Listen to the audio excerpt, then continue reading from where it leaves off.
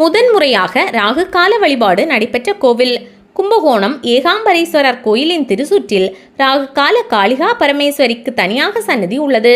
சன்னதியின் முன்புறம் வலப்புறம் விநாயகரும் இடப்புறம் நாகமும் காணப்படுகின்றன.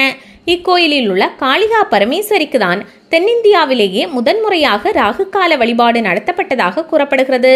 விஸ்வகர்மா சமூகத்தினரின் குலதெய்வம் காமாட்சி என்பதால் இந்த கோயில் கட்டப்பட்டதாக நம்பப்படுகிறது. அவர்களால் இந்த கோவில் நிர்வகிக்கப்படுகிறது.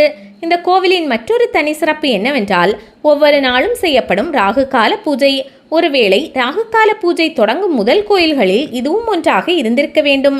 இந்த பூஜைக்காக பக்தர்கள் முதலில் ராஜகணபதியை வணங்கி பின்னர் காளிகா பரமேஸ்வரிக்கு பூஜையில் பங்கேற்கிறார்கள்.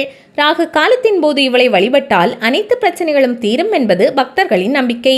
தமிழ் மாத புரட்டாசி பூரம் நட்சத்திரத்தில் சுமங்கலி பூஜை பெரிய அளவில் நடத்தப்படுகிறது. திருமணம் செய்து கொள்ள விரும்பும் பெண்கள் அவரிடம் பிரார்த்தனை செய்யுங்கள். அது பெரும்பாலும் வெற்றியில் முடிவடையும் என்று நம்பப்படுகிறது.